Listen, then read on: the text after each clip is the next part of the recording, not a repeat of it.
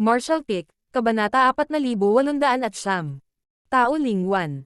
Binuhusan ng babae ng isang tasa ng tsaa si Chen Shu bago matikas na naglakad palapit kay Yang Kai. Sa isang iglap, isang masarap na halimuyak ang kumikiliti sa kanyang ilong. Pakiusap, uminom ng tsaa, senior brother. Sabi ng babae sa isang maliit na boses, na tila kasing ganda ng isang silver bell. Habang nagsasalita siya, mabilis niyang sinulyapan si Yang Kai bago ibinaba ang kanyang tingin. Maraming salamat, junior sister. Tumanggo si Yang Kai bilang tugon. Nagsimulang namula ang babae at hinawakan ang tray sa kanyang mga braso. Pagkatapos, humakbang siya patungo kay Chen Shu at masunuring tumayo sa likuran niya. Nakangiting sabi ni Chen Shu. Siya ay naging aking disipulo noong siya ay bata pa, at hindi pa lumalabas sa sekta dati. She's pretty bashful dahil bihira na siyang makakilala ng mga outsider. Huwag mo siyang tawanan, Martial Nephew. Matapos itong pag-isipan, sumagot si Yang Kai. Maganda at inosente si junior sister. Bihira lang makakita ng ganyang ugali sa mundong ito. Nang marinig ng babaeng nasa likod ni Chen Shu ang kanyang papuri, ibinaba pa niya ang kanyang ulo nang halos madikit ang kanyang baba sa kanyang matambok na dibdib. Anong nangyari sa iyo, Martial Nephew? Mukhang walang intensyon si Chen Shu na pag-usapan ang kanyang disipolo dahil mabilis niyang iniba ang paksa. May walang magawang ngiti sa mukha ni Yang Kai habang siya ay sumagot. Ito ay isang mahabang kwento. Pagkaalis ko sa Langya Paradise, may nangyari at medyo matagal akong pinatayo. Nakalaya na ba si senior sister ko sa kanyang pagkakakulong, Martial Uncle? Tumanggo si Chen Shu. Pinalaya siya halos 10 taon na ang nakakaraan, at hinihintay kanya. Sa kasamaang palad. Habang nagsasalita siya, umiling siya na para bang naaawa siya kay Ku Huashang. Isang gulat na tanong ni Yang Kai. May nangyari ba kay senior sister? Kinawayan ni Chen Shu ang kanyang kamay. Wala naman.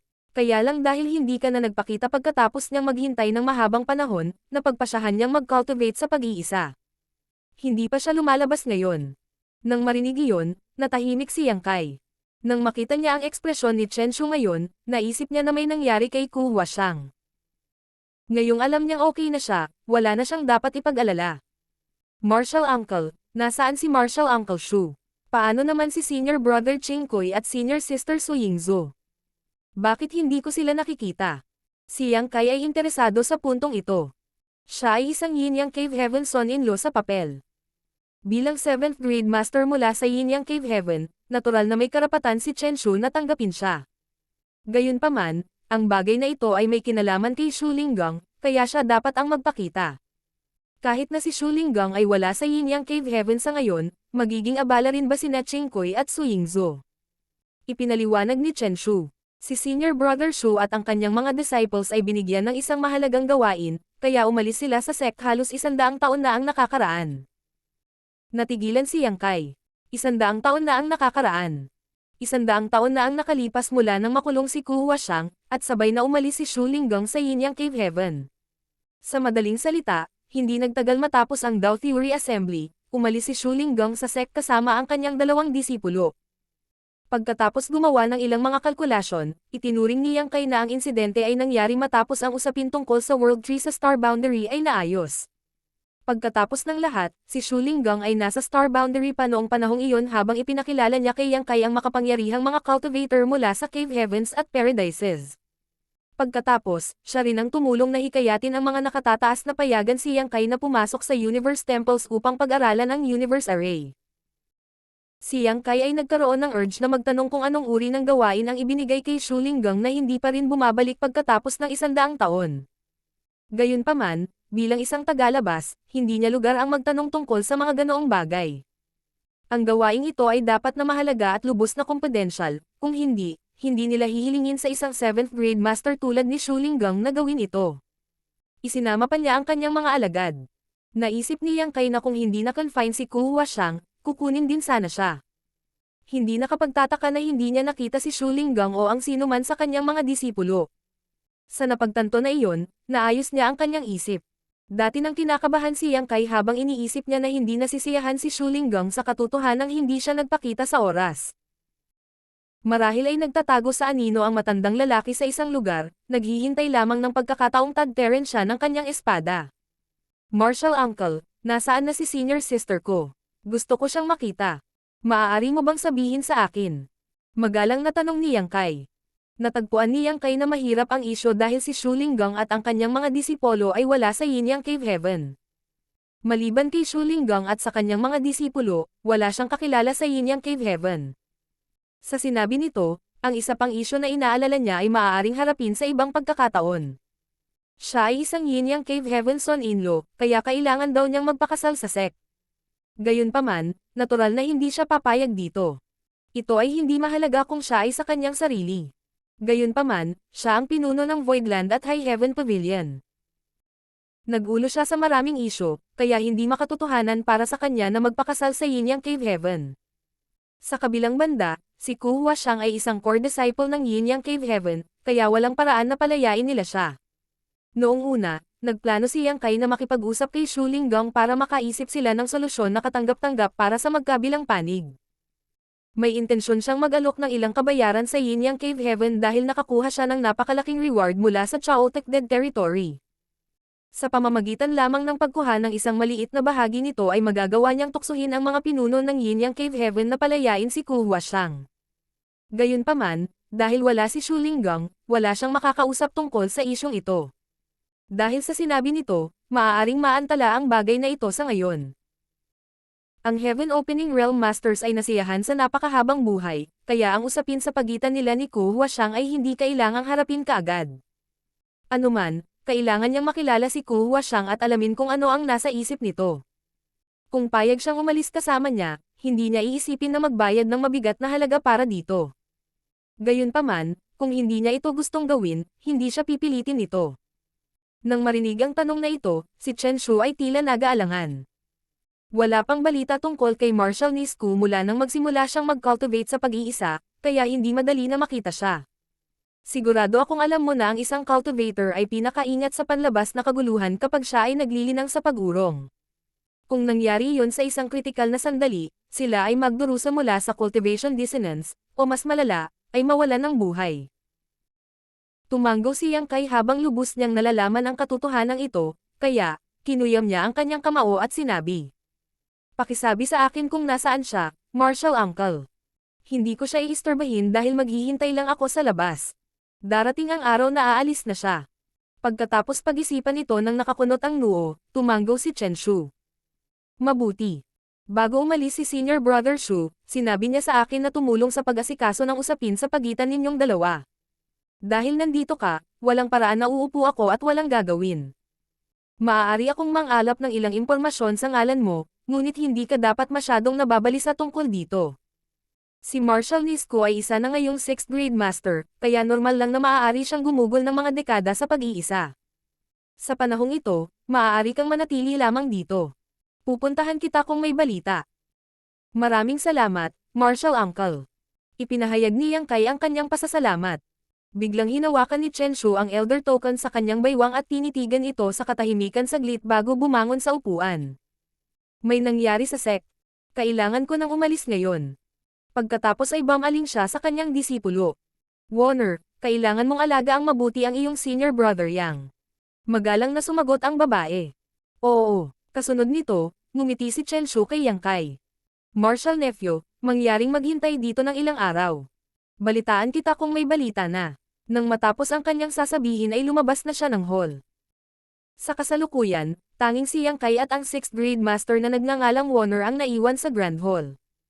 Kanina lang, nagtago siya sa likod ni Chen Shu. Nang kausapin ni Chen Shu si Yang Kai, masyado siyang nahihiya para iangat ang kanyang ulo. Lalong lumala ang sitwasyon dahil silang dalawa na lang ang natitira ngayon. Ang kanyang mukha ay kasing pula ng dugo habang kinuyam niya ang tray sa kanyang mga bisig na para bang sinusubukan niyang maghanap ng seguridad.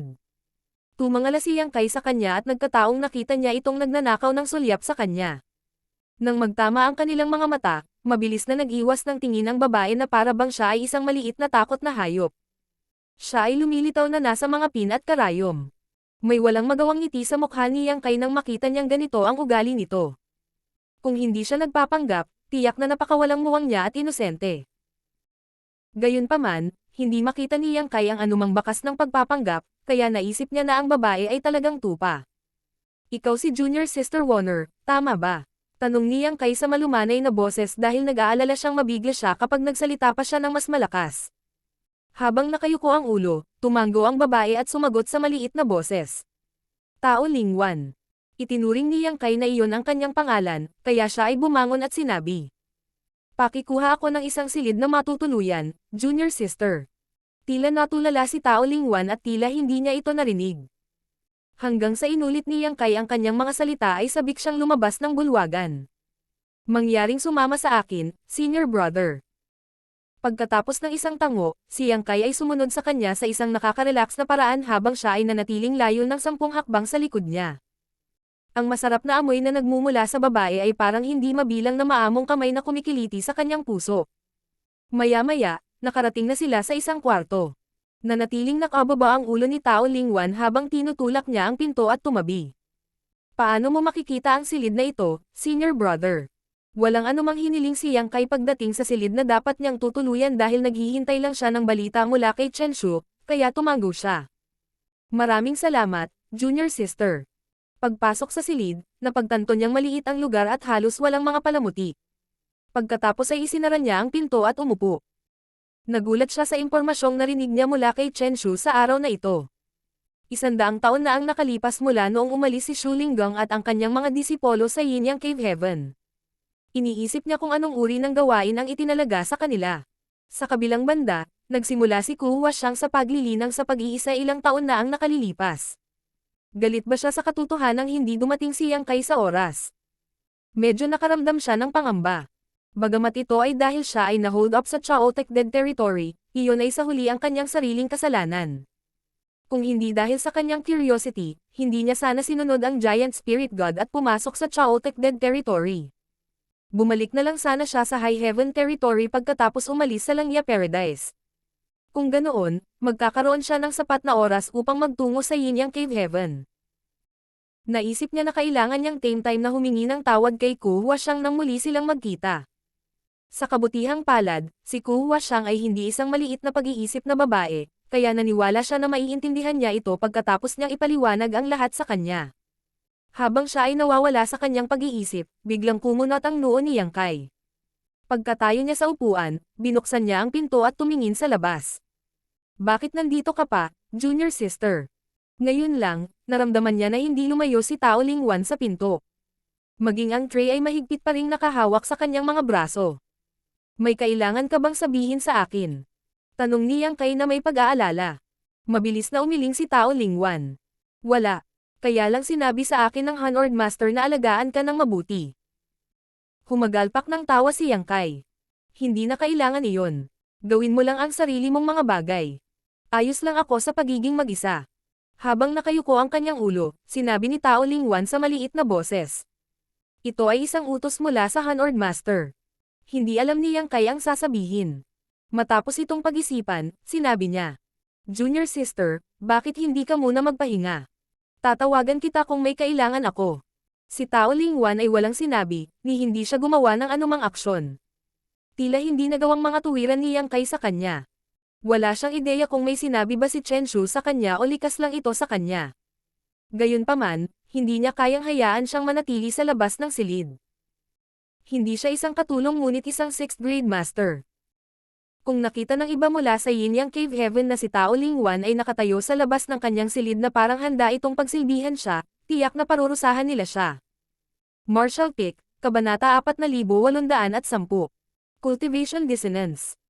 Nalaman ni Yang Kai kung gaano ka-impluwensya ang isang tanyag na babae sa mga fellow brothers ng parehong sect habang siya ay nasa Langya Paradise. Bagamat nahihiya si Tao Lingwan, siya ay malakas at kaakit-akit. Inaasahan na siya ay sikat sa Yinyang Cave Heaven. Pagkatapos ay hinikayat niya ito saglit, ngunit hindi ito sumagot sa kanya. Nakaharap sa pangungumbinsi nito, napailing na lamang siya. Nagdudulot ito ng sakit sa ulo ni Yang Kai dahil hindi niya inaasahan na maiiwan ni Chen Shu ang napakahirap na problema. Matapos itong makapag-isip, lumabas siya ng silid.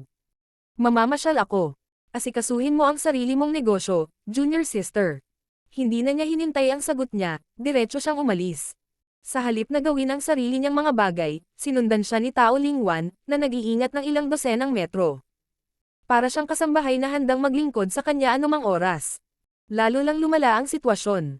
Kung nakita ito ng mga taga-Yin Yang Cave Heaven, tiyak na hindi nila siya maiintindihan. Kaya naman, naglakad-lakad lang si Yang Kai saglit bago bumalik sa kanyang silid. Nang makitang si Tao Lingwan ay nakatayong masunurin sa pintuan, nagpasya siyang huwag na lang siyang pansinin. Pagkasara ng pinto ay nagsimula na siyang magtanim. Pakiramdam niya ay isang hakbang na lang ang layo niya sa 7th grade. Sa katunayan, kung hindi dahil sa 100 taong pangako kasama si Ku Huashang, sinimulan niya sana ang paglilinang sa pag-iisa sa pagtatangkang makapasok sa 7th grade. Gayunpaman, sa pamamagitan lamang ng pagtingin sa sitwasyon ng Lady Boss, alam ni Yang Kai na hindi siya makakarating sa 7th grade sa maikling panahon. Mahigit 100 taon na ang lumipas mula nang magsimula siyang magtanim sa pag-iisa, ngunit hindi pa niya nagawang makamit ang pag-akyat. Sa makatuwid, nagpasya siyang ayusin ang isyu sa Yin Yang Cave Heaven bago tangkaing makapasok sa 7th grade. Sa sinabi nito, kahit na madalang nanilinang ni Yang Kai sa pag-urong sa paglipas ng mga taon, ang kanyang pamana ay patuloy na lumago dahil sa kakaiba ng kanyang miniature universe. Higit pa rito, sa tulong ni Shuyi, nanilinang ang Great Nothingness Scripture, ang daloy ng oras sa kanyang miniature universe ay 4 na beses nang mas mabilis kaysa sa labas ng mundo. Dahil dito, bumilis din ang paglaki ng kanyang pamana. Gayunpaman, gumugol siya ng kaunting pagsisikap na mag-alaga ng higit pang mga tangkay ng Profound Yin Bamboo, na nangangailangan ng pagkonsumo ng World Force sa kanyang miniature universe. Kung hindi dahil dito, naabot niya ang threshold ng 7th grade ng mas maaga. Sa susunod na kalahating buwan, wala man lang balita mula kay Chen Shu, na naging dahilan ng pagdududa ni Yang Kai. Bago umalis si Chen Shu, sinabi niya na tutulong siya sa pangangalap ng ilang impormasyon para sa kanya. Isang mahabang panahon ang lumipas, kaya dapat ay natapos na niya ang gayong simpleng gawain. Pagkatapos ng lahat, siya ang inner elder ng Yin Yang Cave Heaven. Bukod dito, si Ku Huashang ay naglilinang sa pag-iisa, kaya hindi dapat maging mahirap na alamin ang kanyang kinaroroonan. Kaya naman, nabahala si Yang Kai sa katotohanang matagal nang hindi nagpakita si Chen Shu. Isang araw, nang si Yang Kai ay naglilinang, bigla niyang narinig na may umuungol sa labas ng silid. Parang pinipigilan at awkward ang boses. Dahil doon, kumunat ang noo ni Yang Kai. Si Tao Lingwan ay nakatayo sa labas ng silid, kaya walang duda na ang tupang babaeng ito ang gumawa ng ingay. Sa nakalipas na kalahating buwan, tulad ng isang piraso ng kahoy, hindi siya kailanman gumawa ng ingay o kumilos ng isang hakbang. Nakonsensya si Yang Kai dahil doon, ngunit wala siyang magagawa dahil hindi siya nakikinig sa kanya. Sa sandaling ito, tila may nangyari sa kanya. Si Yang Kai ay matamang nakinig, ngunit wala na siyang marinig. Nang gagamitin na sana niya ang kanyang divine sense para suriin ang sitwasyon, bigla siyang nakarinig ng kalabog, na parang may nahulog sa lupa. Mabilis siyang bumangon at nagtungo sa pinto. Sa pagbukas nito, nakita niya si Tao Lingwan na nakayuko sa lupa at nanginginig. Kitang-kita ang malamig na hangin na bumubulusok mula sa kanyang katawan habang nagyayelong ito sa mga dingding at lupa sa paligid niya. Bukod doon, halatang hindi matatag ang aura na nagmumula sa kanyang katawan. Siya ay naghihirap mula sa cultivation dissonance. Si Yang Kai ay nabigla. Hindi niya maisip kung bakit bigla na lang naghihirap ang babaeng ito sa cultivation dissonance. Kamakailan lang, nakatayo lang siya sa labas ng kwarto niya. Hindi pa natukoy ni Yang Kai ang kanyang paglilinang, kaya hindi ito dapat nangyari. Higit pa rito, isa na siyang makapangyarihang 6th grade master, kaya bakit mangyayari pa sa kanya ang ganoong bagay? Maaaring ito ay isang nakatagong alalahanin sa kalusugan na naiwan sa kanya noong nagsimula pa lamang siyang magtanim sa nakaraan.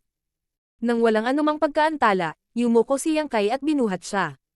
Sa isang iglap, naramdaman niyang nilalamig ang buong babae, na parabang may dalang ice block. Sa kabilang banda, ang kanyang figure ay nanatiling malambot, na nagbigay ng magkasalungat na pakiramdam. Nang maramdaman ang init ng lalaki, si Tao Lingwan, na karaniwang nahihiya, ay damaykit kay Yang Kai na parabang sinusubukan nitong sumanib sa kanya sa pagtatangkang hanapin ang kanyang init. Ang kanyang mga kilos ay naging dahilan upang hindi mapalagay si Yang Kai, kaya mabilis siyang umakyat sa kama at sinubukang ihiga ito, ngunit hindi niya magawa iyon dahil ipinulupot niya ang kanyang mga braso sa kanyang leeg at kumapit sa kanya na parang pugita. Junior Sister Tao. Junior Sister Tao. Nag-aalalang tinawag siya ni Yang Kai. Hindi tiyak kung narinig siya ni Tao Lingwan, ngunit idinilat niya ang kanyang mga mata at tumingin sa kanya ng may mapang-akit na tingin. Si Yang Kai ay pinakapamilyar sa ganitong uri ng titig, na nagmumungkahi na ang babaeng ito ay gustong magpahiga sa kanya. Ang enchantress na si Shan Qingluo at ang charm demon na si Yurumeng ay palaging nanliligaw sa kanya sa ganoong paraan. Agad niyang napagtanto na may mali. Nang walang anumang oras upang pag-isipan ito, humingi ito ng tawad sa kanya at idinikit ang palad sa kanyang noo. Sa susunod na sandali, naisaaktibo niya ang kapangyarihan ng kanyang miniature universe sa pagtatangkang tumulong na maibalik ang kaguluhan sa kanyang katawan upang maayos. Ito ang pinakakaraniwang paraan ng pagtulong sa isang taong nakakaranas ng cultivation dissonance, at si Yang Kai ay walang maisip na ibang gawin para tumulong. Bukod dito, hindi siya sigurado kung anong uri ng secret art ni Tao Lingwan ang nilinang, kaya hindi niya nagawang bigyan siya ng eksaktong paggamot na kailangan niya. Ginagawa lang niya ang lahat ng makakaya niya para tulungan siya, ngunit nasa langit ang desisyon kung gagaling siya. Sa hitsura nito, hindi pa siya tuluyang nawalan ng malay dahil tila sinusubukan niyang harapin ang panganib na dulot ng cultivation dissonance. Nakakagulat, ang paggamot ay gumagana. Nararamdaman ni Yang Kai na ang kapangyarihan ng kanyang miniature universe ay maaaring ganap na makuha ni Tao Lingwan, nang walang anumang pahiwatig ng salungatan. Ang paghahayag na ito ay nagpagulat sa kanya. Dapat pansinin na ang daw bawat Heaven Opening Realm Master ay magaling, kaya ang kapangyarihan ng kanilang miniature universe ay hindi kailanman pareho. Siya at si Tao Lingwan ay nagal-inang ng mga secret arts na hindi konektado sa anumang paraan, at lumaki sila sa magkaibang kapaligiran. Kumbaga, kahit walang mga tunggalian sa pagitan ng kapangyarihan ng kanilang mga miniature universe, hindi sana sila naging perpektong tugma. Gayunpaman, talagang nangyari ang ganoong bagay. Tinanggap ng miniature universe ni Tao Lingwan ang kanyang kapangyarihan ng walang anumang pagtanggi. Sa paglipas ng panahon, tumigil siya sa panginginig nang bumalik ang init ng kanyang katawan. Pagkalipas ng kalahating araw ay binawi ni Yang Kai ang kanyang kamay. Sa sandaling ito, si Tao Lingwan ay nakaupo sa kanyang harapan habang humihinga ng maayos. Bahagyang namumula ang kanyang mukha, at ang kanyang mahahabang pilikmata ay kumikislap. Walang alinlangan na siya ay ganap na may kamalayan. Dati, magsisimula siyang mamula sa pamamagitan lamang ng pagsulyap kay Yang Kai, ngunit pagkatapos ng kanyang ginawa kasunod ng cultivation dissonance, tila wala siyang lakas ng loob na imulat ang kanyang mga mata. Naramdaman niyang sinusuri siya ni Yang Kai, kaya nagsimula siyang manginig muli habang ang kanyang mukha ay naging kasing pula ng dugo. Pagkatapos sukatin ang kanyang mga salita, sinabi ni Yang Kai, "Kung nakakaramdam ka ng anumang kakulangan sa ginhawa, maaari mong sabihin sa akin ang tungkol dito. Kung maayos na ang lahat ngayon, wala ka nang dapat sabihin." Nanatiling tahimik si Tao Lingwan. Nang makuha ang kanyang pahiwatig, tumanggaw si Yang Kai. "Kung ganoon, maaari kang magpahinga dito, at pupunta ako sa isa pang silid. Tawagan mo lang ako kung may kailangan ka ng tulong. May isang kwarto sa tabi nito." Dati, sinabihan siya ni Yang Kai na manatili sa silid na iyon at huminto sa pagtayo sa labas ng kanyang pintuan, ngunit tumanggi siya. Ngayon, si Yang Kai ay kailangang manatili sa silid na iyon. Gayunpaman, bago siya makakilos, naramdaman niya ang dalawang malalakas na aura na papalapit mula sa malayo. Nang maramdaman niya kung sino sila, natuwa siya. Iyon ay dahil kilala niya ang dalawa. Ang isa sa kanila ay si Chen Shu, na kalahating buwan nang hindi nagpapakita. Hindi nakakagulat na siya ay darating, ngunit ang isa pa ay si Yu Xiangdai. Matapos lisanin ni Shu Linggang at ng kanyang dalawang nakatatandang disciples ang Star Boundary, ipinadala ng Yin Yang Cave Heaven si Yu Xiangdai upang italaga sa Star Boundary. Si Yang Kai ay madalas na nakikipag-ugnayan sa kanya, at dati nilang ginawa ang isyo ng Langya Paradise ng magkasama. Masasabing inalagaan siyang mabuti ni Yu Xiangdai. Hindi inaasahan ni Yang Kai na siya ay nasa Yin Yang Cave Heaven dahil inakala niyang siya ay nasa Star Boundary. Habang siya ay nawawala sa kanyang pag-iisip, bigla niyang narinig si Chen Shu na nagsabi, "Anong ginagawa mo, junior sister? Bakit ka pumunta dito nang hindi nagpapalam? Kung sinabi mo sa akin ng mas maaga, nakapaghanda sana ako ng welcome party para sa iyo." Yu Xiangdai ngumuso. "Sa tingin mo ba wala akong ideya kung ano ang ginagawa mo? Nasaan si Yang Kai? Brat, lumabas ka na dito." Si Yang Kai, na sa simula ay natutuwa, ay lumiit ang kanyang leeg nang marinig iyon.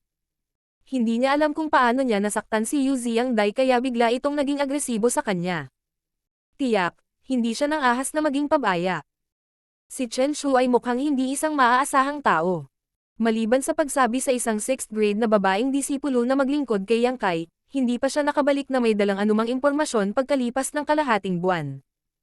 Dahil narito si Yu Xiangdai, natural na kailangan siyang makita ni Yang Kai. Bago pa man makasagot si Yang Kai, nascan ni Yu Xiangdai ang spirit pick gamit ang kanyang divine sense at agad siyang nakita. Nang sumunod na sandali, biglang lumitaw ang isang figure sa harap ng kanyang silid. Martial Anti-Yu, sumaludo sa kanya si Yang Kai. Noong nasa Star Boundary siya ang Great Emperor ng World Universe na may control sa World Tree, kaya pinahihintulutan siyang maging pantay-pantay sa mga sugo mula sa Cave Heavens at Paradises. Gayunpaman, sa lugar na ito, siya ay isang junior lamang. Matigas na tumanggo si Yu Xiangdai, ngunit nang masulyapan niya si Tao Lingwan, na naka-cross-leg sa kama, nagbago ang ekspresyon ng mukha niya at nagtanong. Anong ginawa ninyong dalawa? Isang nahihiyang si Yang Kai ang mabilis na nagpaliwanag. Huwag mo kaming intindihin, Martial Anti-Yu. Ngayon lang, biglang nagdusa si Junior Sister Tao sa cultivation dissonance for some reason, kaya tinulungan ko na lang siya. Kung ano man iyon, buti na lang nakatulong ako kay Junior Sister Tao. Wala kaming ibang ginawa. Nang marinig iyon, nalaglag saglit ang panga ni Yu Xiangdai bago nagpakawalan ng galit na buntong hininga. Anong sakuna? Ang kanyang ekspresyon ay tila nagmumungkahi na si Yang Kai ay gumawa ng isang napakalaking mali, na nagpabilis ng tibok ng kanyang puso. Ano ang gusto mong sabihin, Martial Auntie? Wala naman talaga kaming ginawa. Sa sandaling iyon, sa wakas ay dumating si Chen Shu. Habang nakatayo sa labas ng silid, sumulyap siya sa loob at ngumiti, na para bang lahat ay nangyayari ayon sa kanyang plano. Lumingon si Yu Xiangdai at pinandilatan siya. Masaya ka na ba? Umiling si Chen Shu. Ano ang sinasabi mo, Junior Sister? Hindi ko maintindihan. Isang mabilis na sipa ang ginawa ni Yu Xiangdai, ngunit madaling nakailag ang handang-handa na si Chen Shu. Anong ginagawa mo, Junior Sister? Gulat na tanong ni Chen Shu. Sinabi ni Yu Xiangdai sa nakapikit na ngipin. Kasuklam-suklam. Nang matapos ang kanyang mga salita, buong-buo niyang hindi pinansin si Chen Shu at tumitig kay Yang Kai bago sumigaw. Sumama ka sa akin. Martial Pick, Kabanata 4811. Gumawa ng mali para sa mabuting intensyon. Hindi nilayo ni Chen Shu na pigilan si Yang Kai na umalis kasama si Yu Xiangdai. Nakatingin lamang siya kay Yang Kai nang may makahulugang ngiti habang sila ay umalis. Walang ideya si Yang Kai kung bakit galit na galit si Yu Xiangdai, ngunit hindi siya maglakas loob na tanungin siya tungkol dito habang tahimik siyang sinusundan niya. Makalipas ang isang oras, nakarating sila sa ibang spirit peak. Napagtanto niyang parang pamilyar ang tanawin sa paligid niya. Pagkatingin niya sa paligid, naalala niyang kanina pa siya malapit sa lugar na ito. Nasa malapit na lugar ang spirit peak ni Shu Linggang. Tila siya at si Yu Xiangdai ay magkapit-bahay. Maraming tao sa Spirit Peak na dapat ay mga disipulo ni Yu Xiangdai. Siya ay isang inner elder ng Yinyang Cave Heaven, kaya may karapatan siyang kumuha ng mga disipulo. Nang makita siya, lahat sila ay sumaludo sa kanya sa isang magalang na paraan. Si Yang Kai, na nasa likuran niya, ay naging curious. Nang hindi tumitingin sa mga disipulo na ito, direktang dumaan sa kanila si Yu Xiangdai sa paraang angkop sa kanyang katayuan bilang pinuno ng Spirit Peak. Ang mga disipulong ito ay hindi manggahas na magsabi ng anuman. Si Yu Xiangdai ay karaniwang isang taong mahinahon ang loob na hindi makikinig at tutugan sa sinumang alagad na kumusta sa kanya sa normal na panahon. Parang may nangyari sa araw na ito habang siya ay may malamig na ekspresyon. Iyon ang dahilan kung bakit sila nababalisa. Hindi nagtagal, nakarating sila sa isang silid nang tumalikod si Yu Xiangdai at nagutos. Manatili ka rito ng ilang araw. Kailangan kong mangalap ng ilang impormasyon. Tumanggo si Yang Kai nang walang pag-aalinlangan. Oo, pinandilatan siya ni Yu Xiangdai bago tumalikod para umalis, ngunit hindi nagtagal ay tumalikod siya at nagutos. Bukod sa akin, huwag kang makikipagkita sa sino mang pumupunta sa iyo. Ano ang nangyayari dito? Naguguluhan si Yang Kai. Ang kanyang karanasan sa Yinyang Cave Heaven sa pagkakataong ito ay ibang-iba sa kanyang naisip. Una sa lahat, hindi man lang siya nagkaroon ng pagkakataong makilala si Shu Linggang o Ku Huashang. Pagkatapos, dinala siya sa lugar ni Chen Shu at nanatili doon ng kalahating buwan. Kasunod nito, pumasok si Yu Xiangdai habang galit na galit. Ipinahiram lang niya kay Tao Lingwan ang isang kamay noong siya ay nagdurusa sa cultivation dissonance, na hindi dapat maging malaking bagay. Dahil sa sitwasyon, hindi siya maaaring pumikit sa kanyang paghihirap. Naghinala si Yang Kai na may hindi pagkakaunawaan si Yu Xiangdai, ngunit ipinaliwanag na niya ito ng malinaw sa kanya. Dati, pagkatapos sabihin ni Chen Shu na kailangan niyang mangalap ng ilang impormasyon, nawala siya ng kalahating buwan. Ngayon, sinabi ni Yu Ziangdai ang parehong bagay. Iniisip ni Yang Kai kung anong uri ng impormasyon ang kailangan niyang malaman. Gayunpaman, dahil galit na galit siya sa oras na iyon, hindi na siya naglakas loob na magsabi ng kahit ano at pumayag na lang sa mga kahilingan nito.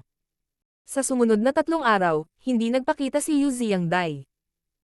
Hanggang sa ika-4 na araw lang siya nagpakita sa harap ni Yang Kai.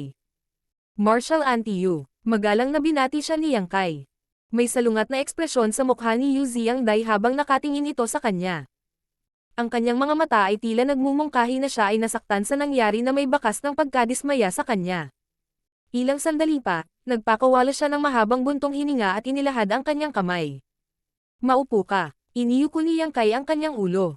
Pagkaupo niya ay ganoon din ang ginawa niya at hinintay siyang magsalita. Pagkatapos, medyo natahimik si Yu Ziangdai. Nang maubos na ang pasensya ni Yang Kai, bigla siyang nagtanong. Paano mo nahanap si Warner? Warner. Nag-aalinlangan na tumingin sa kanya si Yang Kai, pagkatapos ay natauhan. Ang tinutukoy mo ba ay si Junior Sister Tao Lingwan? Siya ay isang mabait at inosenteng tao. Kaya lang, medyo matigas ang ulo niya. Umirap si Yu Ziangdai sa kanya. Hindi ko sinabi sa iyo na bigyang pansin ang kanyang ugali. Isang natigil ang si Yang Kai ay nagtanong. Kung gayon, ano ang gusto mong sabihin ko? Nang humabol, nagtanong si Yu Ziangdai. Mahal mo ba siya? Humagalpak ng tawa si Yang Kai. Kaunting panahon pa lang mula noong una kaming nagkita, at bihira na kaming mag-usap. Bakit pa ako magkakaroon ng nararamdaman para sa kanya? At saka, alam mo ang dahilan kung bakit ako nandito. Bago niya matapos ang kanyang mga salita, pinutol siya ni Yu Ziangdai sa pamamagitan ng pagtataas ng kanyang kamay. Pero mahal ka ni Warner. Isang tulalang Yang Kai ang nagtanong. Hinihila mo ba ang binti ko, Marshal Auntie? Si Yu Ziangdai ay seryosong tumitig sa kani. Bukod dito, dumating sa punto na hindi na niya kayang magmahal ng ibang lalaki sa buong buhay niya. Lalong naramdaman ni Yang Kai na ginugulo niya lang siya. Katulad ng sinabi niya, kaunting panahon pa lang mula noong una silang nagkita ni Tao Lingwan, at bihira na silang mag-usap. Bakit may nararamdaman pa sila sa isa't isa? Kahit na siya ay talagang umibig kay Yang Kai dahil sa kanyang kawalan ng karanasan sa makamundong mga gawain matapos siyang tulungan ni Yang Kai habang siya ay nagdurusa sa cultivation dissonance, hindi ito maaaring dumating sa punto na hindi na siya magmamahal ng iba. Lalaki sa kanyang buhay. Hindi nila pinananatili ang isa't isa sa anumang makabuluhang yugto ng panahon, at hindi rin sila nakaranas ng anumang mga sandali sa buhay o kamatayan na magkasama. Bakit pa siya magkakaroon ng ganoong kalalim na damdamin para sa kanya? Gayunpaman, si Yu Ziangdai ay tila hindi siya gumagawa ng kalokohan. Kasunod ng isa pang buntong hininga, dahan-dahan niyang sinabi. Mayroong 2 pangunahing paksayon para sa mga disipulo sa Yinyang Cave Heaven. Ang isa sa kanila ay ang heartless daw habang ang isa ay heartfelt daw. Bagaman mayroong 2 magkaibang paksayon, humahantong sila sa iisang layunin. Walang ideya si Yang Kai kung bakit bigla niyang binago ang paksa, ngunit nakinig pa rin siya ng mabuti. Narinig niyang binanggit ni Ku Huaxiang ang heartless daw at heartfelt daw noon. Ang walang pusong daw ang kanyang nilinang.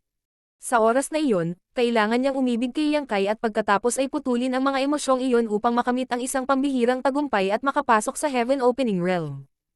Tiyak, hindi niya naiintindihan ang mga sekreto sa likod nito, ni wala siyang alam tungkol sa heartfelt daw. Nilinang ni Warner ang heartfelt daw. Nakipag-ugnayan ka na sa kanya noon, kaya sigurado akong mararamdaman mo na siya ay nahihiya at mahiyain. Tumanggo si Yang Kai. Ipinaliwanag ni Yu Ziangdai. Hindi iyan pagkukunwari. Ito ay kadalasang dahil sa impluwensya ng secret art, at ang maliit na bahagi nito ay dahil sa kanyang natural na ugali. Siya ay walang karanasan at kasing dalisay ng isang piraso ng puting papel dahil sa secret art na kanyang nilinang. Mahirap makahanap ng mga babaeng katulad niya ngayon. Sabi ni Yang Kai. Si Tao Lingwan ay isang 6th grade master kung tutuusin.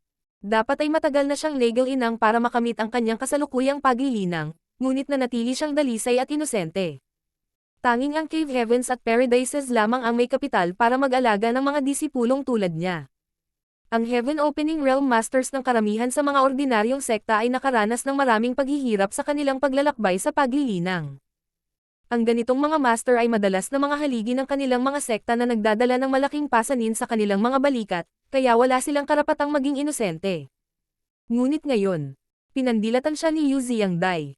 Ang piraso ng puting papel na ito ay minarkahan ng tatak mo. Pinabulaanan ng isang agrabyado na si Yang Kai. Martial Antiyo, wala talagang nangyari sa pagitan namin ni Junior Sister Tao. Binibigyan ko lang siya ng kamay noong nagdusa siya sa cultivation dissonance.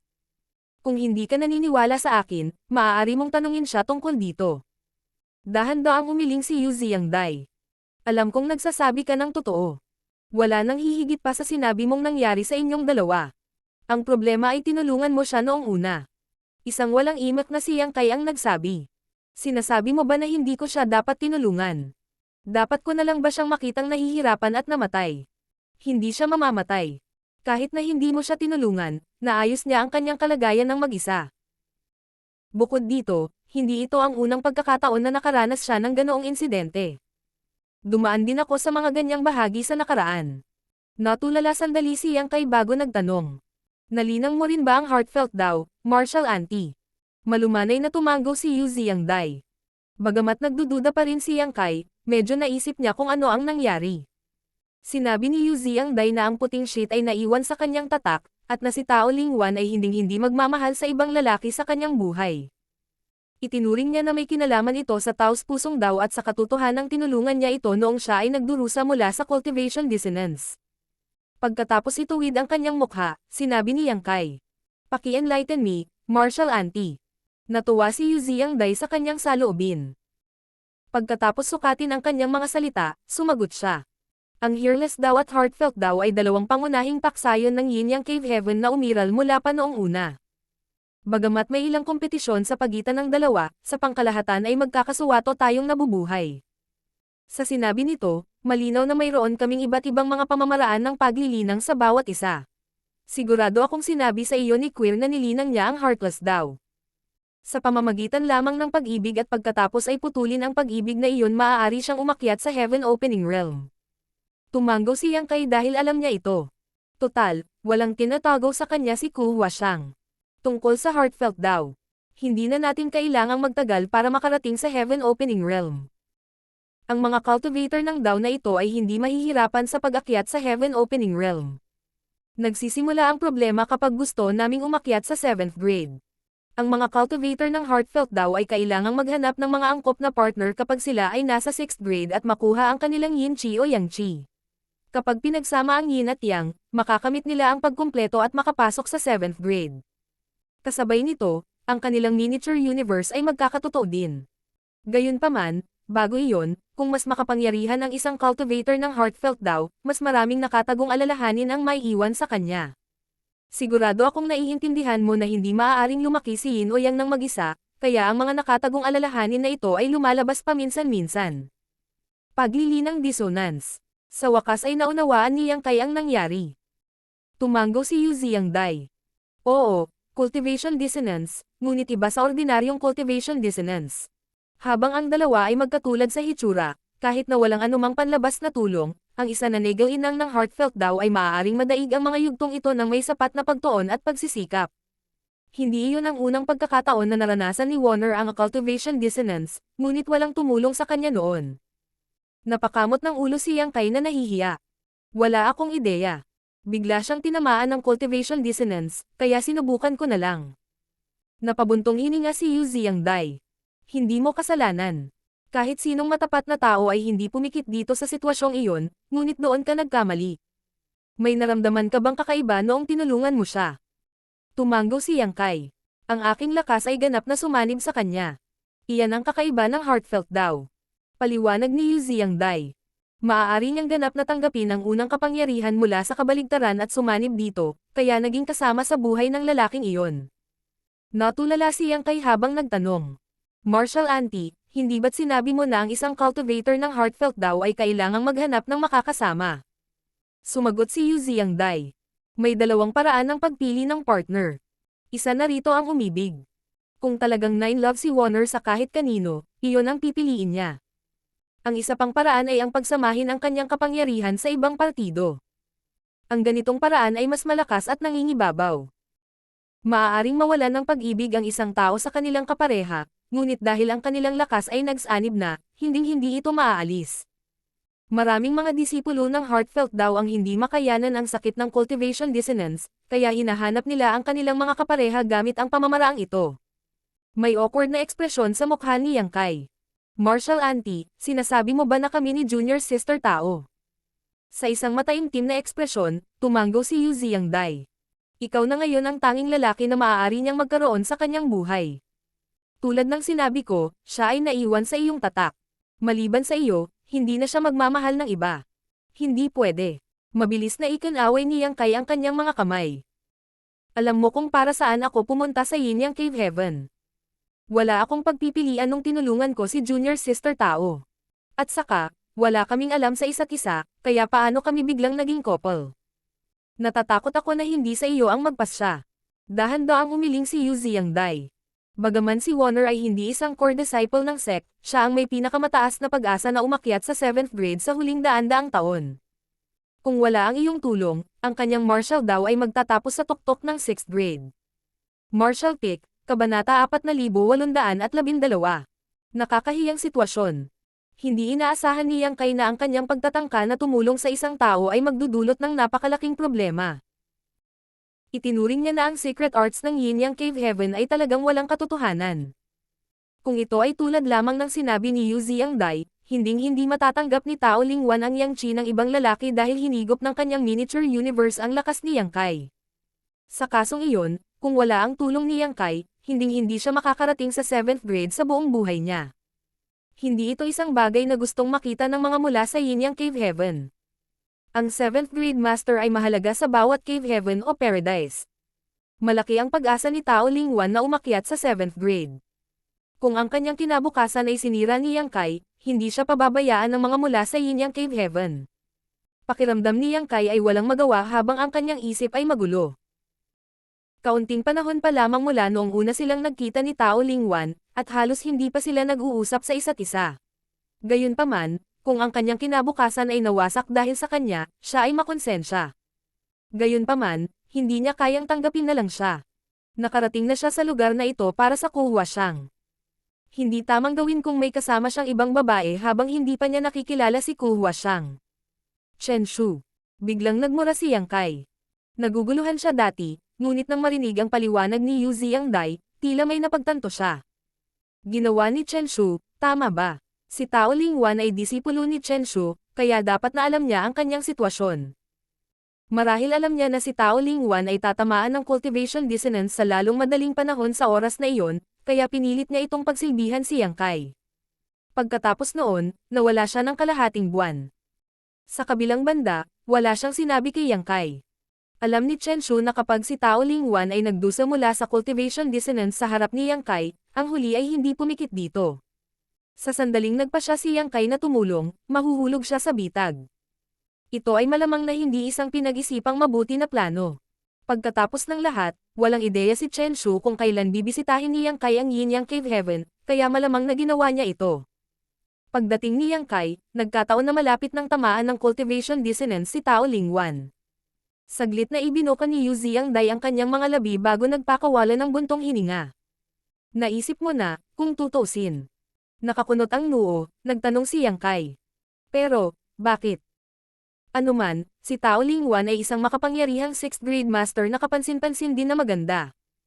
Kung ang gayong magandang babae ay makakasama ni Yang Kai, iisipin ng mga tagalabas na nakahanap siya ng kapareha na wala sa kanyang liga. Gayunpaman, hindi maisip ni Yang Kai ang intensyon ni Chen Shu para gawin ito. Parang hindi niya alam na engaged na sina Yang Kai at kuhuwa siyang. Ang mga titulo ni Yang Kai, na kinabibilangan ng Star Boundary Great Emperor at Void Lands Lord, ay malamang na hindi sapat na prestihiyoso para isakripisyo niya ang isang legacy disciple para lang magkaroon ng koneksyon. Para kay Queer. Sumagot si Yu Xiangdai. Anong ibig mong sabihin? Lalong nagduda si Yang Kai. Ipinaliwanag ni Yu Xiangdai. 100 taon na ang nakalilipas, nanalo ka sa unang pwesto sa Dao Theory Assembly at nakipag-ugnayan kay Queer. Kumbaga, dapat ay pumunta ka sa Yin Yang Cave Heaven ilang taon na ang nakalipas. Tumanggo si Yang Kai. Iyon ang plano ko, ngunit may napigilan ako. Ito ay ang Chaotic Dead Territory, tama ba? Tanong ni Yu Xiangdai. Nagulat si Yang Kai. Paano mo nalaman? Ang ancestor na responsable sa pagsubaybay sa Chaotic Dead Territory ay mula sa Luosheng Cave Heaven. Nang makita niyang pumasok ka sa Chaotic Dead Territory kasama ang Giant Spirit God, nagtanong siya sa paligid para malaman ang iyong pagkakakilanlan. Iyon ay kung paano alam ng lahat ng cave heavens at paradises na nakapasok ka sa Chaotic Dead Territory. Malumanay na tumanggo si Yang Kai. Ang hitsura ng isang giant spirit god at isang taong papasok sa Chaotic Dead Territory ay parehong pangunahing kaganapan. Dahil nakita ito ng ancestor mula sa Luosheng Cave Heaven, tiyak na ipapaalam niya ito sa lahat. Ang Cave Heavens at Paradises ay natural na may mga channel upang makipag-usap sa isa't isa, kaya, hindi lihim na pumasok si Yang Kai sa Chaotic Dead Territory kasama ang Giant Spirit God. Ang Chaotic Dead Territory ay isang mapanganib na lugar. Kahit na ang 8th grade ancestor mula sa Luosheng Cave Heaven ay maaari lamang manatili sa paligid ng ilang sandali bago kailanganing umatras. Ano sa palagay mo ang iisipin ng mga tagalabas kapag nawala ka ng ilang dekada?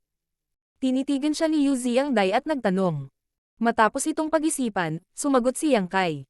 Siguro naniwala sila na patay na ako. Tumanggo si Yu Xiangdai. Eksakto. Sa totoo lang, kagagaling ko lang sa Star Boundary hindi pa nagtagal. Nagulat din ako nung nabalitaan kong pumasok ka sa Chaotic Dead Territory noon. Naniniwala rin ako na pinatay ka, gayunpaman, nang tanungin ko ang head manager ng High Heaven Pavilion, mariin niyang sinabi na okay ka. Kung hindi lang kita nakita sa pagkakataong ito, hindi ako maniniwala. Sa oras na iyon, naguguluhan siya sa pagtitiwala ni Hua Qingxi.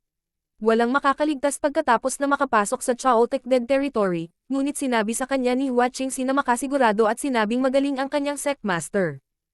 Kung kailan siya aalis sa Chaotic Dead Territory, wala rin siyang clue. Hindi na siya sinuri pa ni Yu Xiangdai. Dahil sinabi iyon ni Hua Qingxi, pinili niyang paniwalaan siya. Nang bumalik siya sa Yinyang Cave Heaven, nakilala niya talaga si Yang Kai. Habang hindi naiintindihan ni Yu Xiangdai ang dahilan sa likod nito, alam ni Yang Kai kung bakit sigurado si Hua Qingxi. Iyon ay dahil mayroon siyang loyalty list na may siyam na pangalan na nakasulat dito. Ang buhay o kamatayan ng siyam na iyon ay nakasalalay kay Yang Kai. Kung may nangyari sa kanya, si Mao Zi at ang iba ay agad ding mawawalan ng buhay. Dahil si Mao Zi at ang iba pa ay buhay pa at sumipa, nangangahulugan ito na maayos si Yang Kai. Pero hindi ito maiisip ng iba. Naniniwala ang lahat ng Cave Heavens at Paradises na patay ka na. Ang haka-haka na ito ay mas napatunayan dahil hindi ka nagpakita pagkatapos ng 100 taong pangako ay dapat bayaran. Mukhang nag-aalala si Yang Kai. Pumasok ba si senior sister ko dahil dito? Oo, tumanggo si Yu Xiangdai. Kung buhay ka pa at nakarating ka sa lugar na ito sa tamang oras, hindi sana babalik ang mga mula sa Yinyang Cave Heaven sa kanilang sinabi. Magiging son-in-law ka pa rin ng Yinyang Cave Heaven. Gayunpaman, dahil naisip mong patay na, naging invalid din ang pakikipag-ugnayan. Si Queer ay isa sa mga core disciples ng sect na may magandang kinabukasan kung tutuusin. Dahil sa kakaiba ng secret art na kanyang nilinang, nagpa siya ang mga mula sa Yinyang Cave Heaven na maghanap ng makakasama para sa kanya. Pinaikit ni Yang Kai ang kanyang mga mata at mahinahong nagtanong. Ano ang naisip ni senior sister ko tungkol sa ideya? Umiling si Yu Xiangdai. Natural siyang tumanggi. Ito ay dahil dito na siya ay nagpa siya na linangin sa pag-iisa. Wala sa paningin, wala sa isip. Sa parehong oras, gusto niyang hintayin na magpakita ka. Natahimik si Yang Kai, iniisip na hindi siya karapat-dapat sa tiwala ni Ku Huashang. Kung dumating lang sana siya sa tamang oras, hindi mangyayari ang lahat ng ito. Matatag ang paninindigan ni Queer. Gayunpaman, dahil siya ay isang core disciple, ang sekta ay may karapatang makialam sa kanyang mga gawain. Wala siyang mababago sa sarili niya. Kung nariyan pa si kapatid na Shu, maaari sana siyang magbigay ng isang salita para sa kanya. Gayunpaman, dahil wala na siya, si Queer ay mag-isa habang ako ay nasa malayo sa Star Boundary. Walang sino man sa sekta ang maaaring magsalita para sa kanya. Sinubukan niya ang kanyang makakaya sa pamamagitan ng pagpili na magtanim sa pag-iisa upang maiwasan ang problemang ito. Kaya, sino ang partner na pinili ng iyong maharlikang sect para kay senior sister ko? Sinulyapan siya ni Yu Xiangdai. Si Queer ay isang core na disipulo na may pag-asa na umakyat sa 8th grade balang araw at maging isang ancestor. Walang masyadong tao sa sect na kaparehas niya. Una sa lahat, ang kanyang kakayahan ay dapat nakatulad, at ang kanyang seniority ay susunod. Sa sinabi nito, mayroong isang angkop na tao. Siya ang disipulo ni Chen Shu pati na rin ang junior brother ni Tao Lingwan na si Feng Chengxi. Siya ang pinakahuling core disciple bago si Queer na direktang umakyat sa 6th grade. Kahit na mas matanda siya kay Queer, pareho sila ng seniority. Sa katunayan, ang mga tagapamahala ng sekta noong una ay gustong magsama sina Queer at Feng Chengxi. Gayunpaman, dahil nilabag niya ang bawal, wala silang pagpipilian kundi idaos ang Dao Theory Assembly. Napakunot-noo si Yang Kai sa pagtataka. Ayon sa iyo, si Feng Chengxi ay ang disipulo ni Chen Shu, kaya bakit niya ako itatayo para tulungan si Junior Sister Tao Lingwan na lutisin ang kanyang cultivation dissonance? Hindi siya makakakuha ng anumang mga benepisyo mula dito, at hindi rin ito magiging kapaki-pakinabang para kay Junior Sister Tao. Nakakatakot kung habang buhay silang igapos dahil dito dahil sa maikling panahon pa lang mula noong una silang magkakilala. Malamang na hindi rin ito ang intensyon ni Tao Lingwan. Napilitan lang siyang sumunod sa kanyang master. Wala siyang makukuhang anumang benepisyo mula rito, ngunit ang kanyang plano ay ganap na malulutas ang nakakahiyang sitwasyon na kinakaharap ng Yin Yang Cave Heaven. Paliwanag ni Yu Xiangdai. Bagaman hindi ako sang-ayon sa kanyang ginawa, isipin mo na masyado siyang maikli, walang duda na ginagawa niya ito para protektahan ang interes ng sekta. Sana maintindihan mo na wala siyang masamang intensyon sa iyo. Tumanggo si Yang Kai. Sinabi pa ni Yu Xiangdai. Akala ng mga mula sa sekta ay patay ka na, kaya nagtalaga sila ng kapareha para kay Queer. Gayunpaman, sa buhay mo ngayon, ang sekta ay kailangang bumalik sa kanilang salita.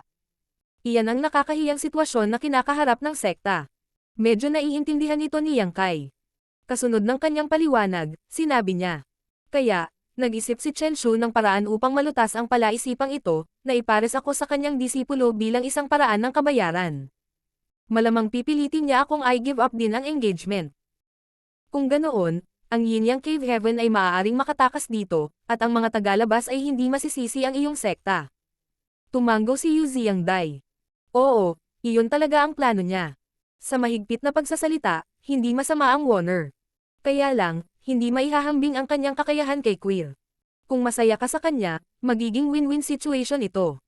Huwag isipin na kahit sino lang ang makakapagsakripisyo kay Chen Shu sa kanyang legacy disciple.